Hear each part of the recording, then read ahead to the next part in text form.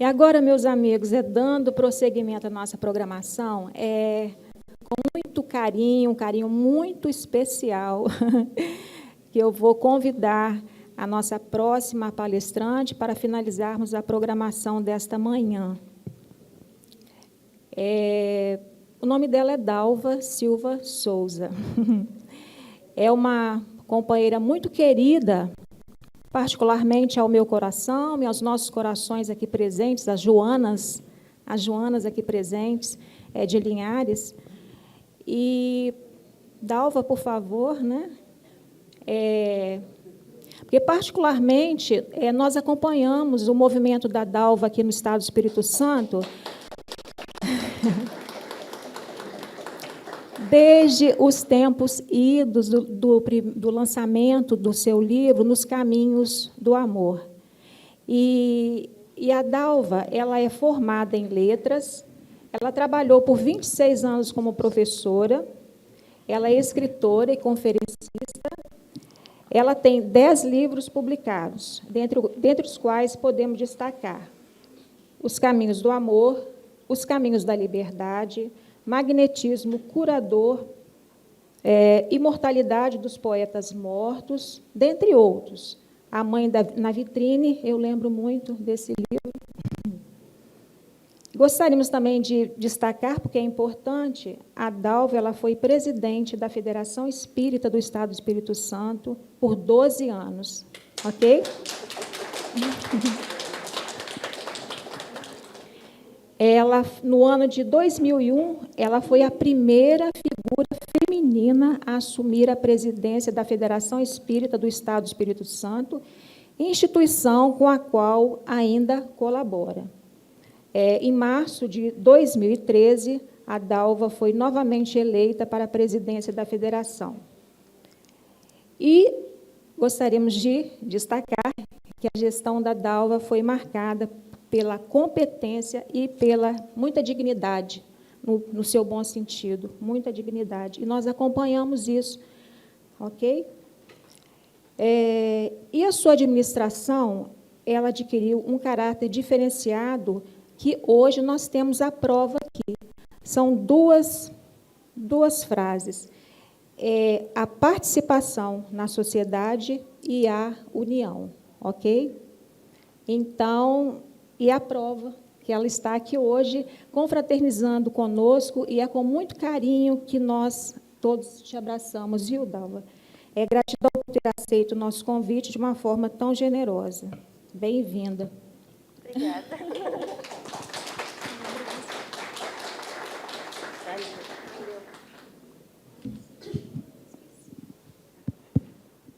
Bom dia. É uma alegria participar deste evento. Eu agradeço, principalmente a Sheila e toda a comissão organizadora por esse convite carinhoso. E o tema do evento nos atrai, falar sobre o Cristo, entrar na sintonia maravilhosa dessa luminosa entidade que ainda nos acompanha, nosso bom pastor. E, certamente, se construirmos em nós este momento de acolhimento dessas energias, vamos recebê-las, porque ele disse que estaria conosco sempre que nos reuníssemos em seu nome. Então, estar junto a pessoas que focalizam a mensagem de Jesus, que se esforçam por desenvolver este conhecimento e construir um mundo novo, um mundo de paz, isso alimenta a nossa alma. Jamais perderia essa oportunidade. E eu me sinto honrada de participar com vocês neste momento. E é uma alegria saber que Vitória foi escolhida como sede do evento 24º Congresso Pietro Baldi. Que Jesus abençoe a todos os que estão nesta caminhada de aprendizado e realizações. E que juntos possamos efetivamente construir essa realidade nova pela qual todos nós ansiamos. Sem dúvida, desejamos viver este mundo de paz, esse mundo fraterno, essa realização do reino de Deus aqui nos nossos espaços. da dependência do empenho com que nos disponhamos a construir essa realidade. Então, eu também cumprimento com alegria o pessoal que está acompanhando pela internet. Então, que Jesus abençoe a todos também, que estejamos com as nossas mentes preparadas para vivenciar esses momentos de troca e de fortalecimento da energia que poderá nos conduzir ao enfrentamento do caminho que ainda nos cabe. Allan Kardec, numa formulação quase que poética, porque o codificador era visto com aquela seriedade do homem de estudos acadêmicos, mas ele tinha também a sua veia poética, quando ele fala desse tempo que nós estamos vivendo, que é o tempo da transição. Ele diz que as folhas mortas da humanidade caem, batidas pelas rajadas do vento, mas para renascerem mais vivazes ainda, sobre o sopro da vida que se renova e nunca se extingue. É bonita essa fala do codificador. Nós estamos vivendo esse tempo desafiador, de muitas turbulências. Essa ventania, por vezes, nos atinge, nos desestabiliza. Então, parar nesta corrida que o mundo nos propicia, por um fim de semana, sentar-se a um ambiente que nos acolhe aqui sob a energia amorosa da tradição católica, aqui nesse cantinho tão beneficiado, tão privilegiado pela natureza, é também uma maneira de alimentação psíquica que todos nós necessitamos. Então, a Sheila nos convidou e, quando ela nos falou sobre o propósito desse encontro, disse que seria muito interessante falarmos de Jesus e a imortalidade, que é um tema muito presente em todo o nosso caminhar dentro dos estudos espíritas. Jesus é a personalidade que transitou no mundo e é a encarnação do Cristo, o escolhido de Deus para a nossa renovação.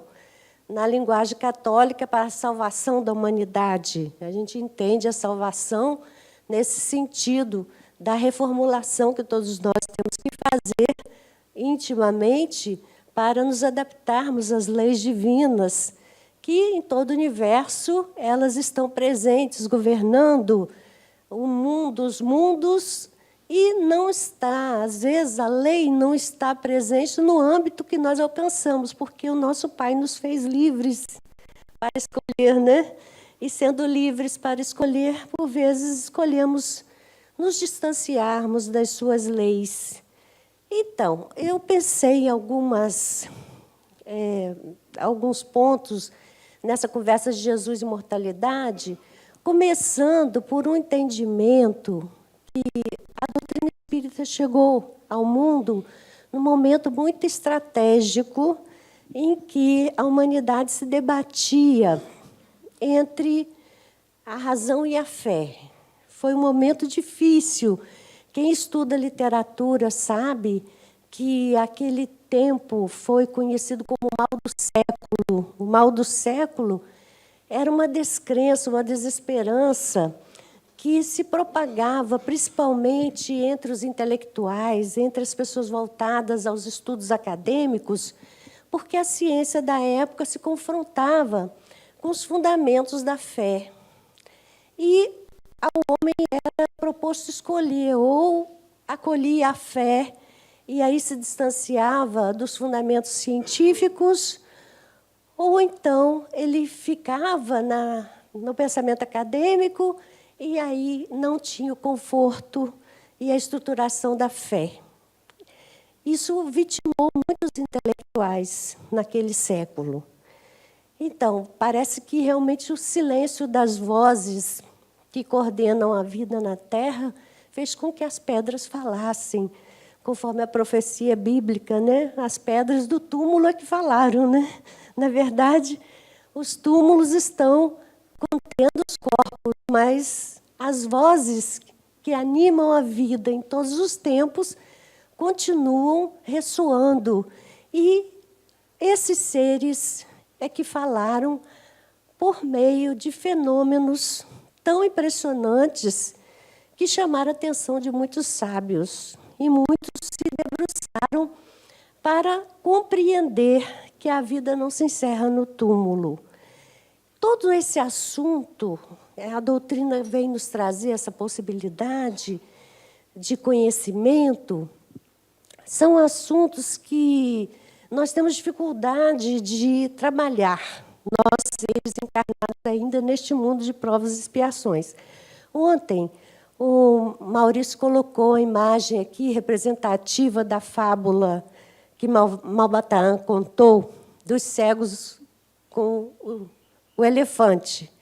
Vocês se recordam, ele mostrou a imagem. Mas a fábula é interessante, ele não contou a fábula.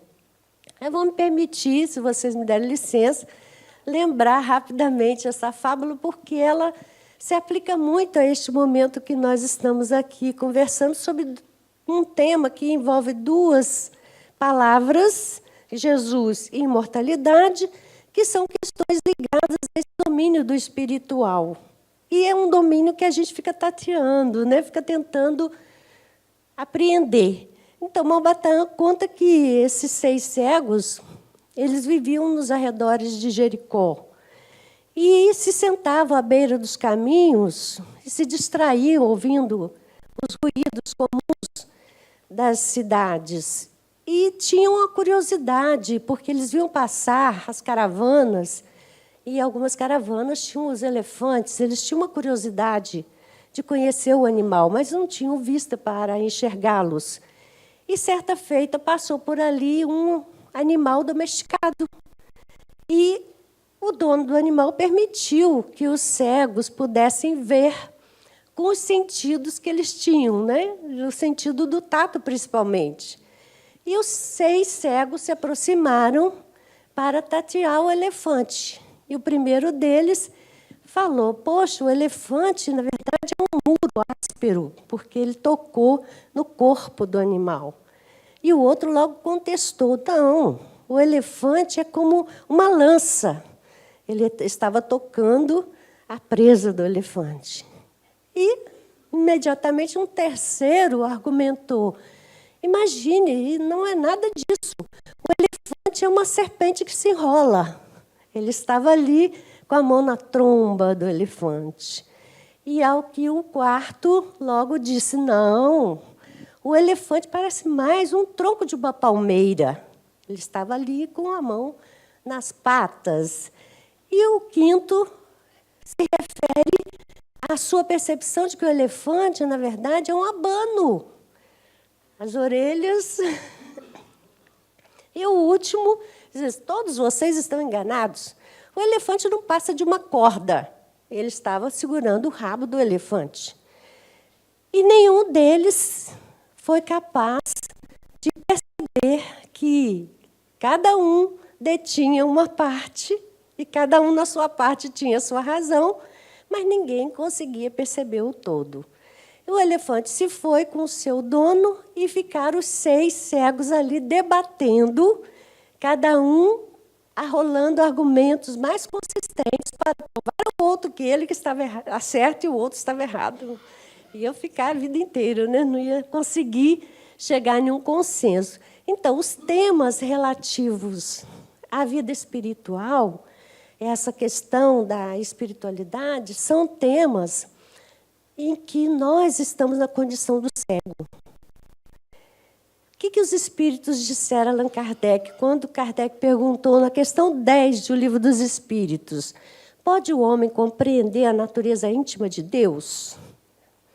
Não, foi a resposta. Porque lhes falta um sentido. Falta o sentido para compreender essa natureza íntima de Deus.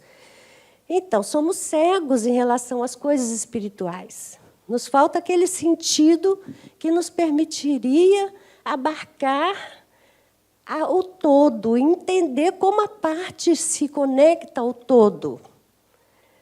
Então, neste caso, não podemos ter a pretensão de conhecer a totalidade e assumir a prepotência de dizer para o outro que vê diferente, você está errado, eu é que estou certo. Então, essa fábula ela nos lembra da humildade que deve estar presente na nossa atitude, na nossa relação, a fim de que o que diverge naquilo que a gente percebe não seja um obstáculo grande à união que precisamos construir para a construção dessa realidade nova. Então, eu fico feliz de participar do congresso aqui.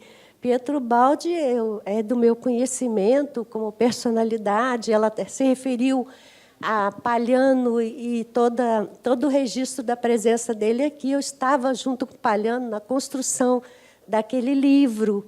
Nós trabalhávamos juntos aqui. Então, Pietro Baldi é do conhecimento desde o tempo de juventude, da publicação da Grande Síntese, e a gente leu, ao longo do tempo, alguma coisa, mas não é a obra do meu conhecimento profundo. Eu falei com Sheila, não sou eu a pessoa para esse trabalho. Ela falou, não, Dalva, a gente gostaria que você falasse, conversasse desse ponto de vista da doutrina espírita a respeito da imortalidade. Então, isso eu posso fazer, né? Porque é a maior alegria poder compartilhar as leituras que o Espiritismo nos propicia.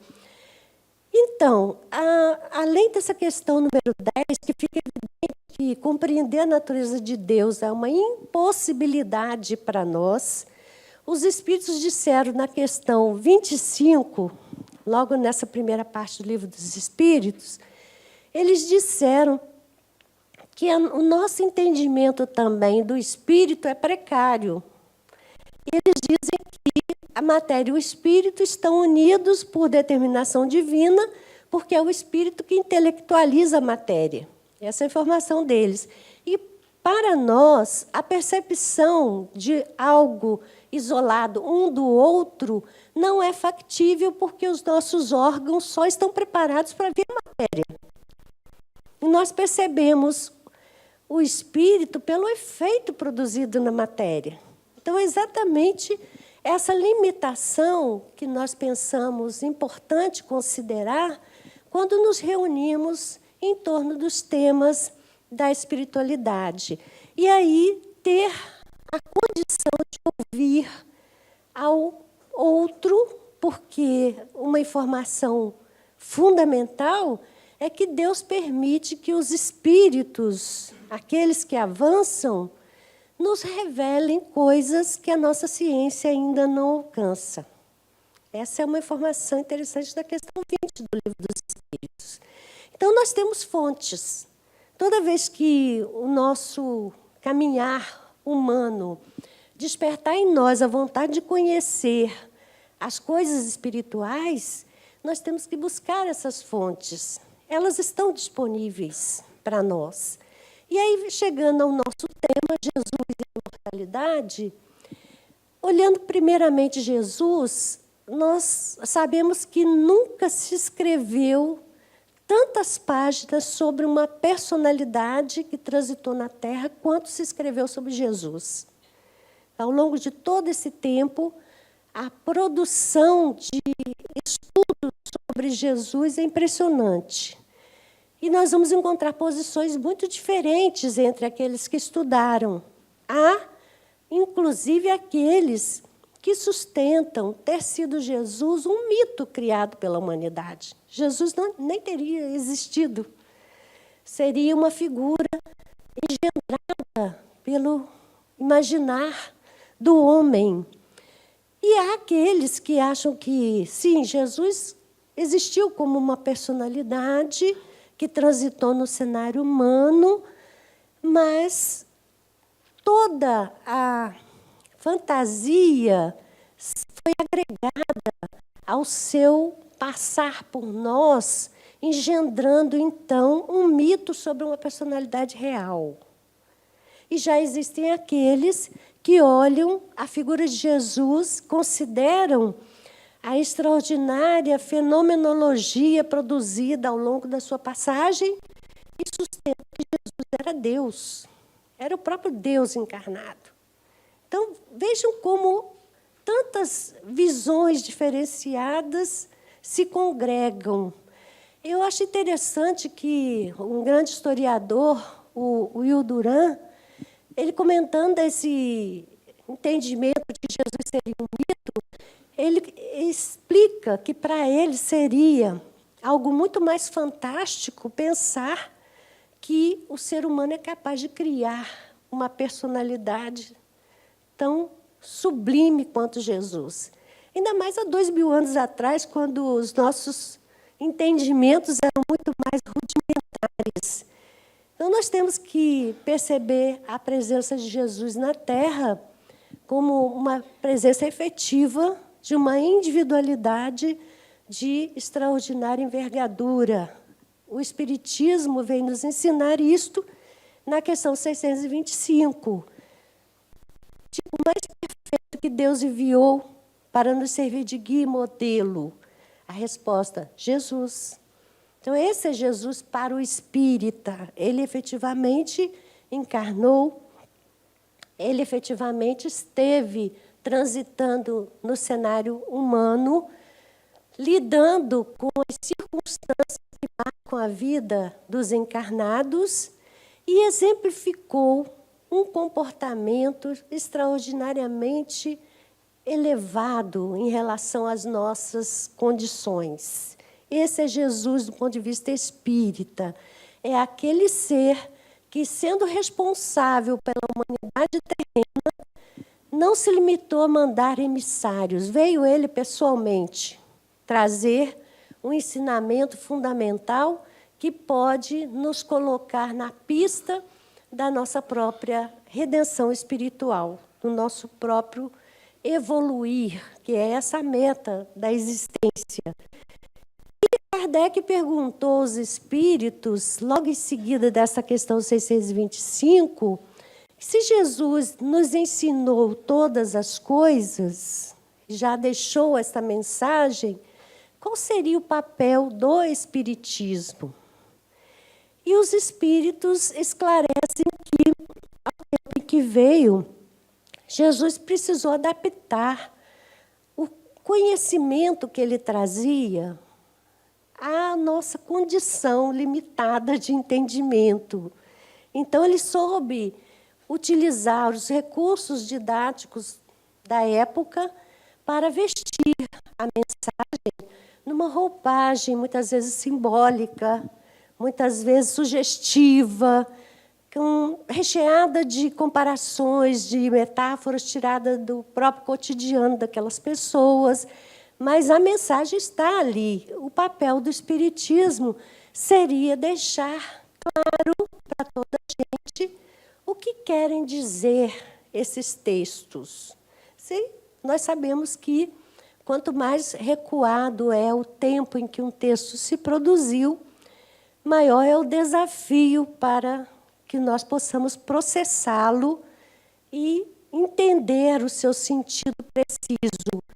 O Espiritismo vem como uma realidade do mundo moderno e vem trazer a chave para a interpretação desses textos que contêm as informações que nós precisamos para compor esse nosso quadro, que, apalpando o elefante, a gente não se limite a ficar com a peça que caiu em nossas mãos, que a gente saiba ouvir o outro que apalpou a orelha e o outro que apalpou a tromba, e que a gente possa, na nossa figuração mental aqui metafórica dessa fábula, construir a nossa visão dessa realidade invisível.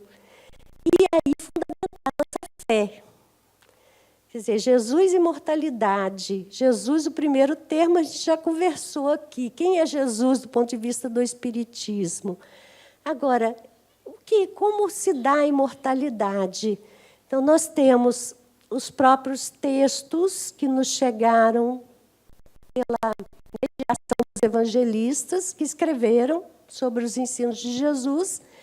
Nós temos a fala abalizada de Paulo de Tarso, ainda no século em que Jesus viveu, e que, embora não tenha conhecido pessoalmente o Mestre, foi alguém que soube fazer aquela virada de 180 graus na própria existência para adotar o método que Jesus propõe de restauração da sua individualidade. Então, Paulo de Tarso é uma figura muito importante para os nossos estudos e que nós saibamos também utilizar as referências que modernamente nos chegam dos que, atraídos pela fenomenologia tão farta do século XIX, começo do século XX, se debruçaram sobre esses assuntos e nos trazem subsídios. E aí tudo isso pode compor a nossa visão dessa realidade espiritual, entendendo que os nossos órgãos físicos não são capazes de nos trazer essa experiência direta. E tudo que se refere à espiritualidade, para nós, é uma absoluta abstração. Concordamos com esse ponto? Então, isso é bom. Então, vamos lá. Jesus, a individualidade imortal, na verdade, é o Cristo, o ser espiritual imortal, nós conhecemos como Cristo, que é aquele que foi escolhido, que foi ungido por Deus para vir responsabilizar-se pela humanidade terrena, e Jesus é a personalidade transitória que circulou no cenário recuado lá na Palestina. E, segundo as próprias proposições de Jesus, nós todos somos imortais. E nós todos temos as potencialidades que ele expressou. Ele disse em algumas ocasiões: vós sois deuses. Tudo que faço, podeis também fazer. Então, nós temos indicadores deixados por Jesus a respeito da nossa imortalidade. E, especificamente, numa conversa de Jesus com Nicodemos, todos nós conhecemos essa passagem, ele explicita essa dualidade humana. Nós somos individualidades imortais, mas, vestidos na roupagem biológica, somos uma personalidade que transita do berço ao túmulo. A personalidade morre. Não tem jeito, gente. Por mais que nós queiramos e nos apeguemos, essa personalidade vai morrer. Graças a Deus. Então, a personalidade morre, ela só tem uma experiência. Quando no Velho Testamento a Bíblia diz que o homem tem só uma vida, está certa a fala. O homem tem só uma.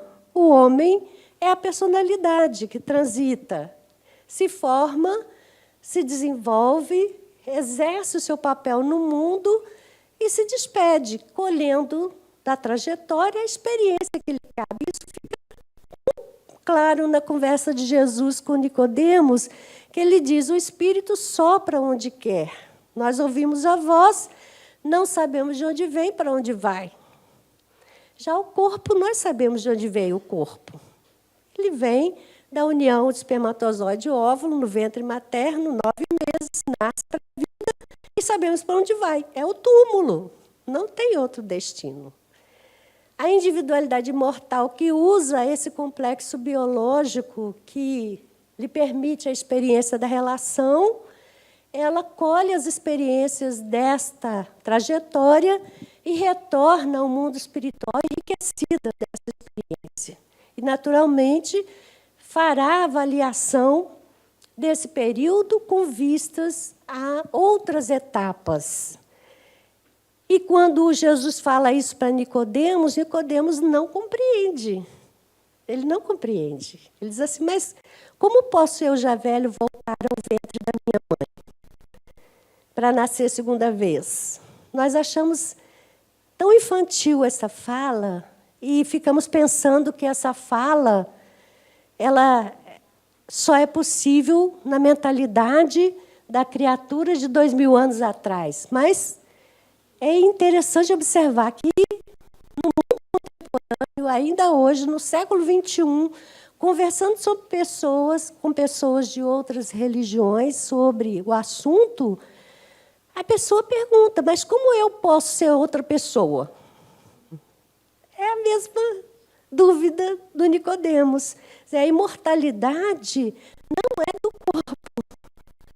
A imortalidade é da alma, o ser espiritual que está unido ao corpo. E, de novo, o Livro dos Espíritos nos ajuda quando diz que o espírito é a alma encarnada.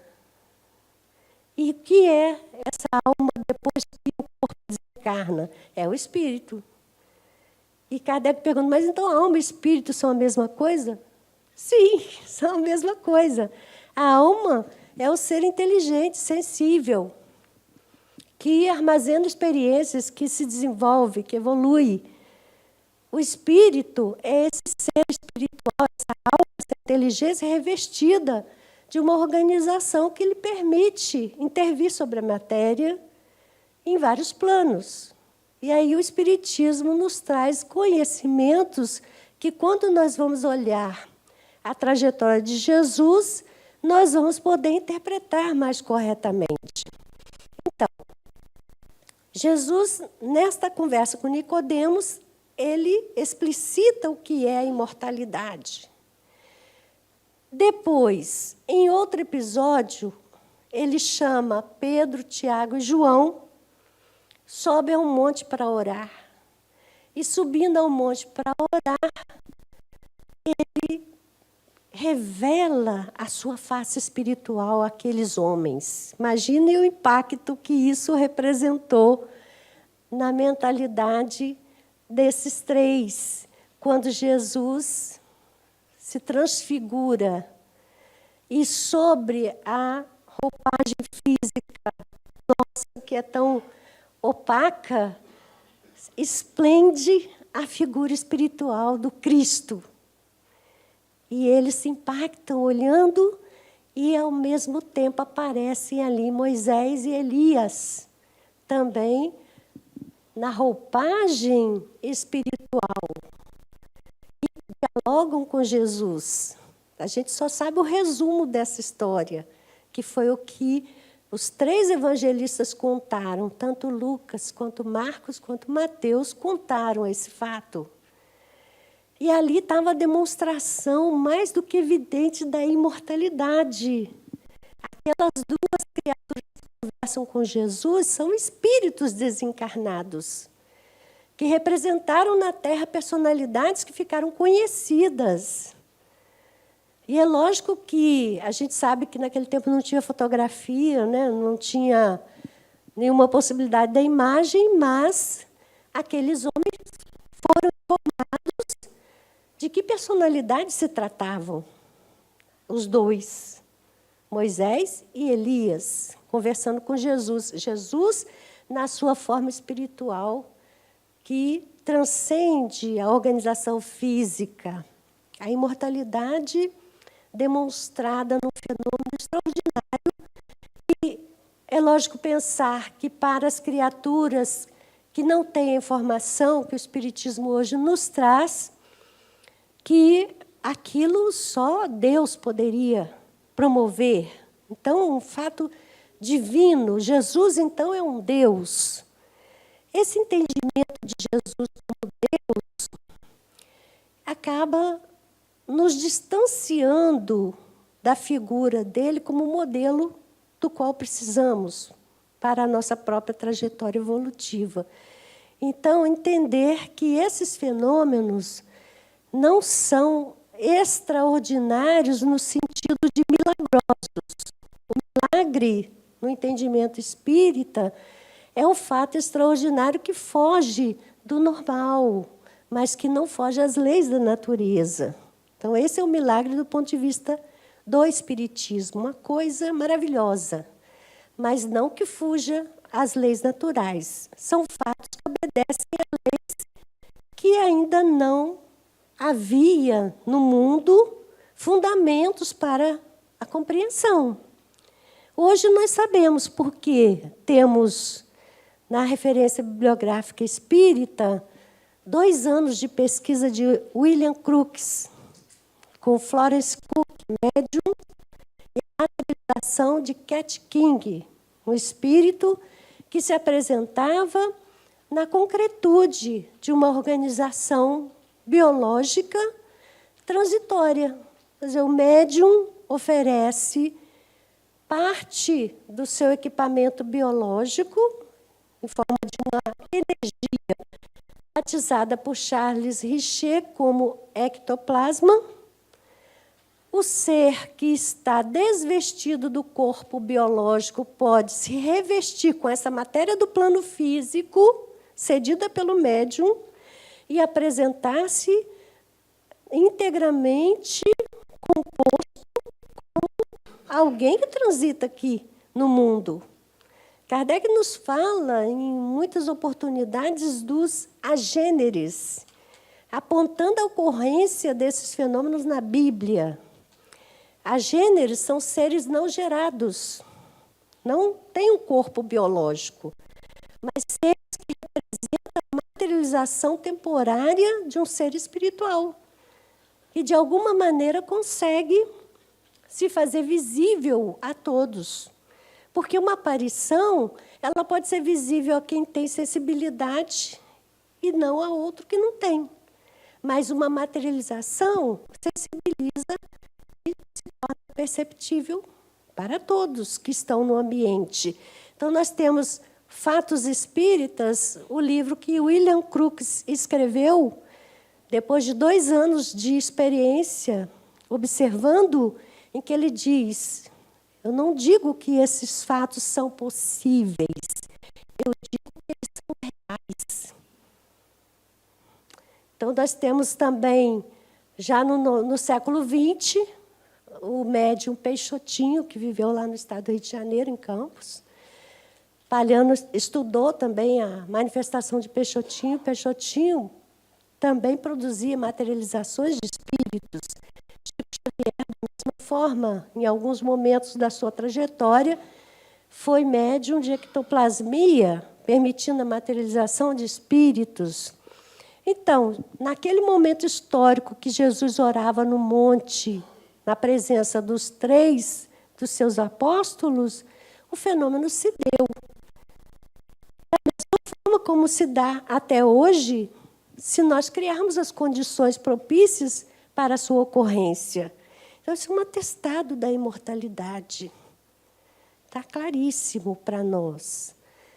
E o fato mais contundente relativo à experiência de Jesus e à imortalidade foi, sem dúvida, a própria experiência dele quando foi crucificado e passou por todo aquele processo doloroso, entregando-se a um sacrifício muito forte, cujo objetivo era, sem dúvida, pedagógico. Ele afirma isso antes de acontecer o fato. Ele diz: quando eu for elevado, atrairei todos a mim. Ele estava prenunciando uma caminhada de muitos séculos, porque a elevação dele na cruz acabou gerando a fixação sobre o tema da imortalidade, porque no domingo ele aparece novamente entre aqueles que o conheceram, se manifesta íntegro. O corpo foi retirado da cruz. Aí tem a maior controvérsia, né? Tem a maior controvérsia a respeito desse assunto também. Há quem acredite que José de Arimateia tem recolhido o corpo ainda na sexta-feira, porque eles tinham aquela regra de não trabalhar a partir das 18 horas, que já era considerado o dia de sábado, dia que não se podia trabalhar.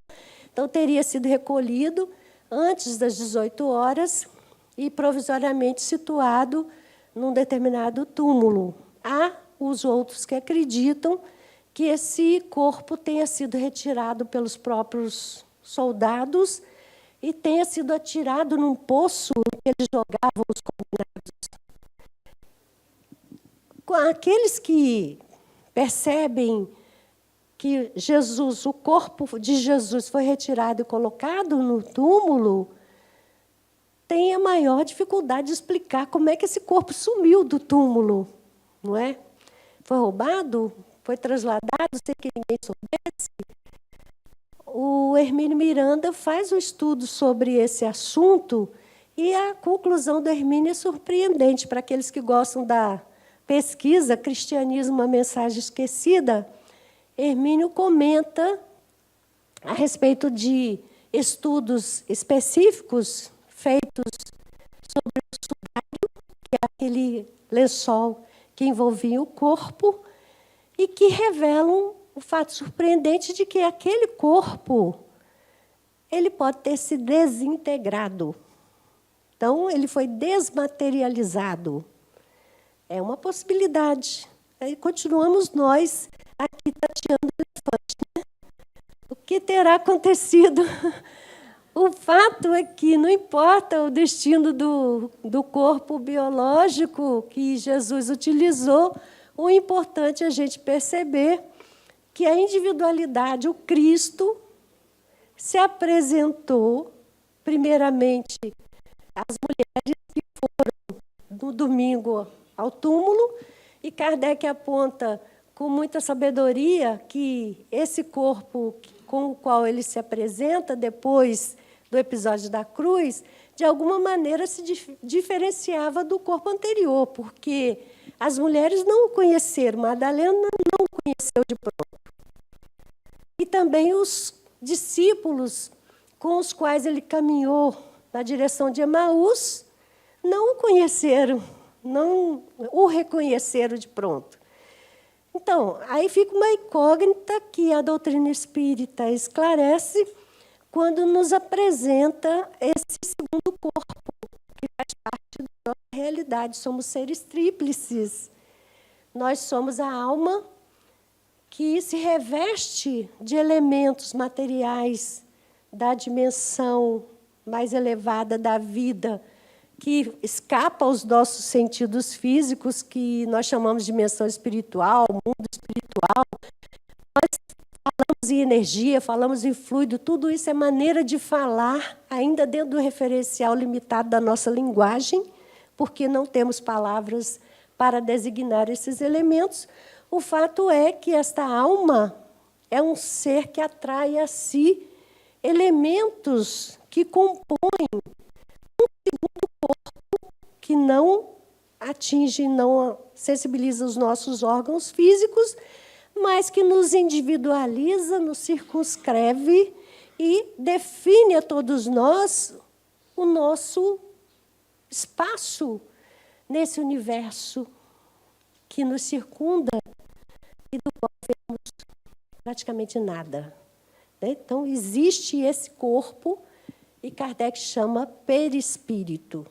Perispírito é a organização energética, é a organização semimaterial, aí vai novamente a composição de tentativa de explicar aquilo para o qual não temos verbo, né? Mas dá para nós entendermos por aproximação. É um segundo corpo. Quando o indivíduo desencarna, morre só a parte biológica, que é a matéria densa. E esse segundo organismo se desprende dentro da limitação que marca a nossa experiência de encarnados, ainda iniciantes nesse trânsito evolutivo. Esse organismo reproduz a forma do corpo, que acabou de ser deixado. Essa não é a realidade dos espíritos elevados. Por isso, Jesus se manifesta numa organização que as pessoas não identificam de pronto. Na sua manifestação aos apóstolos a portas fechadas, onde se reuniam, ele reproduz os sinais da crucificação. Porque esse organismo é plástico, moldável pelo pensamento. O espírito pode dar a ele a forma que desejar dar. O espírito que já domina o processo mais elevado. Nós, por vezes, vamos ficar limitados àquilo que colhemos como uma chapa impressionável da fotografia, né? Inclusive, diz Allan Kardec que aqueles espíritos que padecem de morte traumática podem apresentar na realidade espiritual as marcas do trauma que os vitimou. Inclusive, os decapitados podem se apresentar com a cabeça separada do corpo. É algo surreal para nós, né? Então, são informações que podemos colher nessa mensagem riquíssima que o Espiritismo nos apresenta e que nos permite elaborar esse quadro de entendimento da espiritualidade, das metas que nos trazem de volta à vida, das possibilidades que temos de superar as dificuldades no caminho e atingirmos essas metas. O estudo é necessário. E esse estudo é importante que seja feito em conjunto. Nós somos cegos. Aí agora não estou só na fábula, não.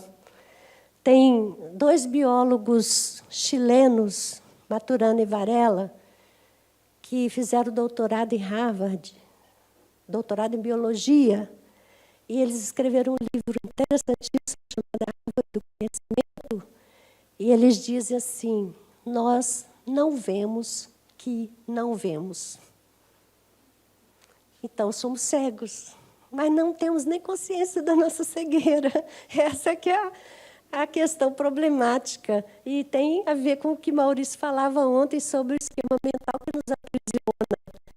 Quando é que vamos sair dessas prisões? A única liberdade possível no mundo de provas e expiações é a liberdade de pensamento. Mas, se nós nos aferrarmos ao que já conseguimos conceber, nós ficamos presos dentro das nossas próprias armadilhas. Faz sentido a pergunta que ele apresentou: quando é que nós vamos nos soltar dessas armadilhas? Então, é um desafio que está colocado para todos nós, né? Então, aí nós fizemos um caminho assim, de pensamento, primeiro lembrando os limites que marcam a nossa possibilidade de conhecer.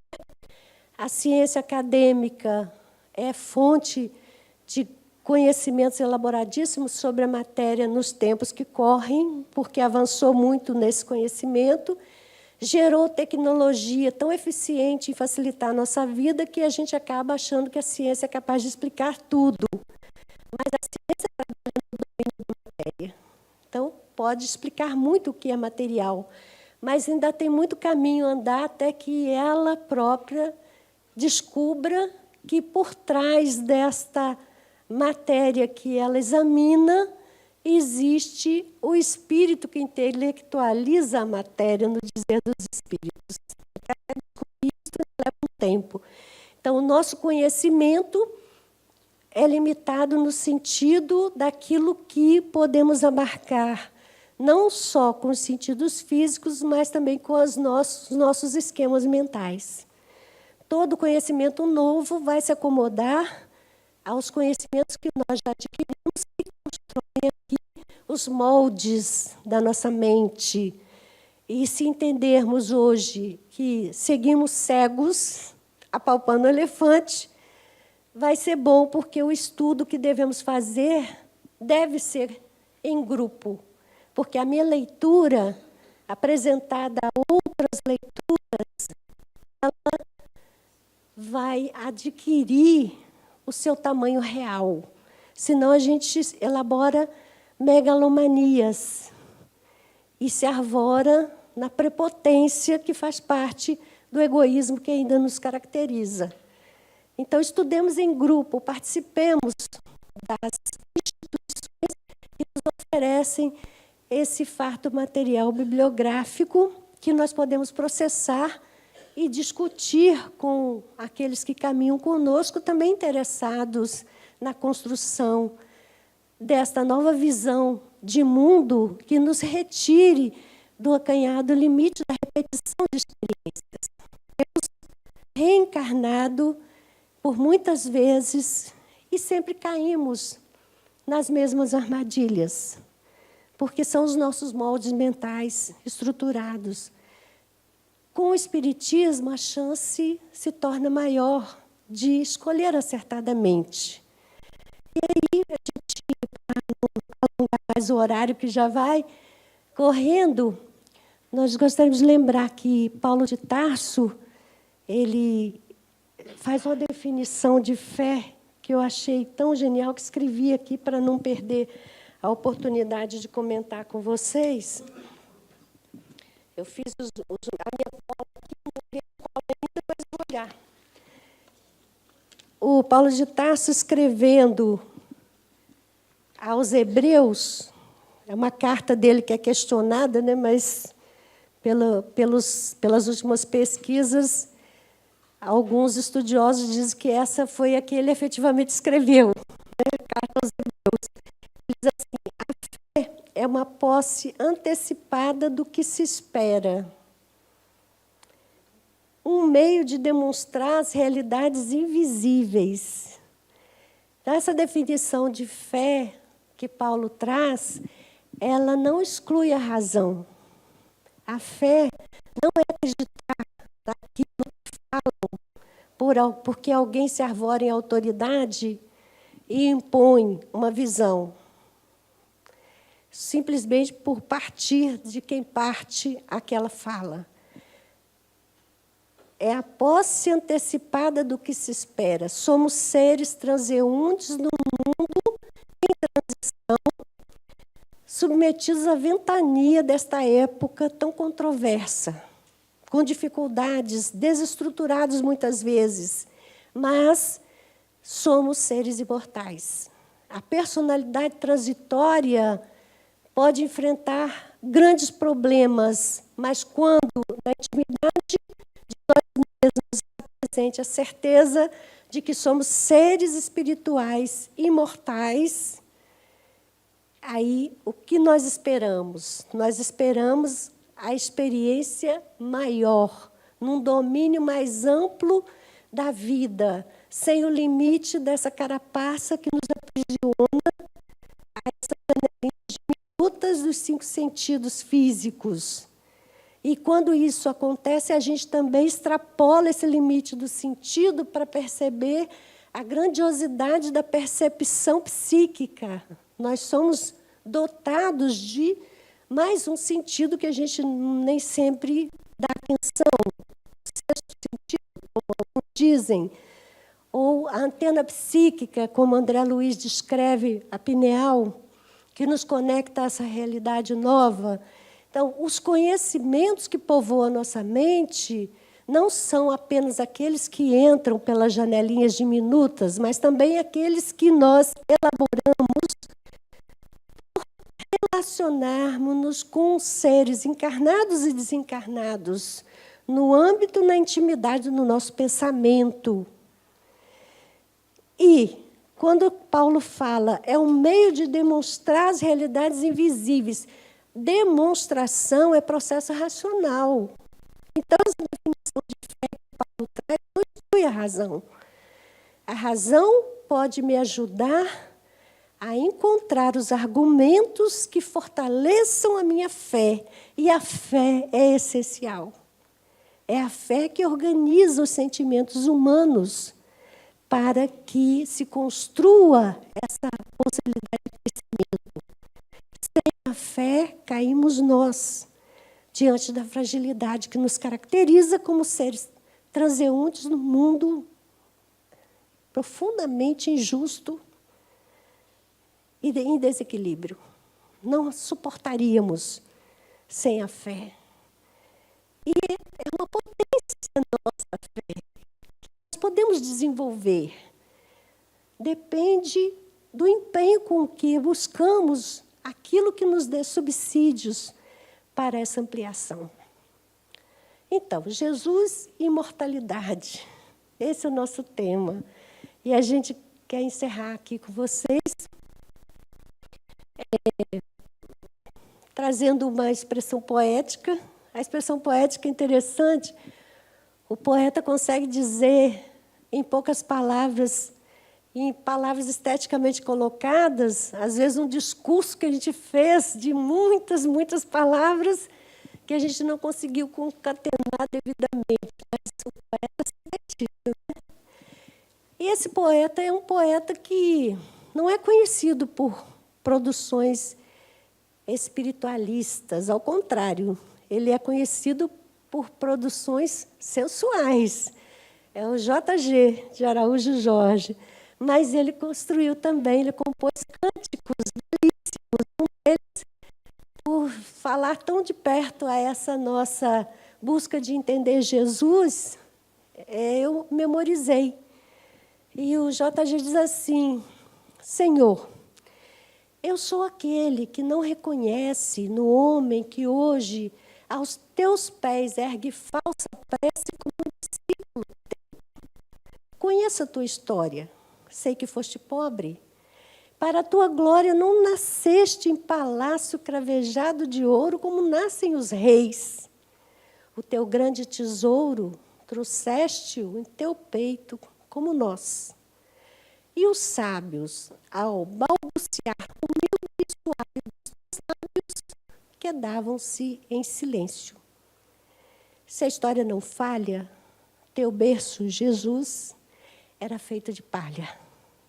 E descerraste o olhar numa tosca manjedoura, o que aumenta a tua glória e em nada desdoura o teu grande destino. Os pobres, os pequeninos, tiveram sempre a luz do teu olhar sereno. E ouvindo a tua voz tão cheia de conforto, propagaram até que deste a vida a um morto. E assim surgiu o Lázaro da lenda. E desde então, Senhor, há uma eterna contenda entre os que virem em ti o sonhador humano, deixando-se matar em estoico desengano de um Sócrates, que bebendo a taça de cicuta, sem temer, morreu. E os que vêem na tua face serena, sobre a impiedade hostil da força bruta, como se nela um raio de luz houvesse, chamaram-te de Deus. Não importa, Senhor, importa que morreste pelo nosso amor.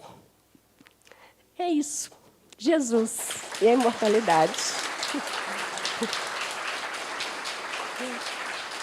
Jesus morreu, mas o Cristo é imortal, né? Eu, Dalva, vou morrer um dia. Vocês vão poder chorar isto, mas eu, individualidade imortal, eu seguirei estudando cada vez mais. Muito obrigada.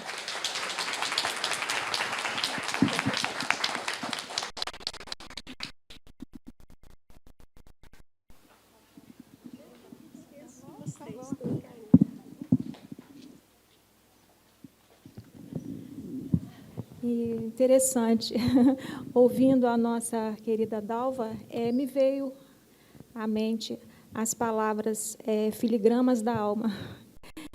E muito obrigada por você nos conduzir, ou melhor, neste ambiente, a uma reflexão maior pelos caminhos do amor. Ok? Muito obrigada pela sua presença. E, particularmente, nós achamos assim muito importante nós fazermos este diálogo interreligioso, interfilosófico, certo? E que vai exatamente ao encontro da filosofia da obra do professor Pietro Baldi, que é uma obra generosa, de acolhimento, né? Então, esse diálogo interreligioso, interfilosófico, é importante para que nós unamos aquelas partes do elefantinho, né? E caminhemos para a totalidade, ok? E receba aí, com muito carinho, a espiral da evolução. A espiral da...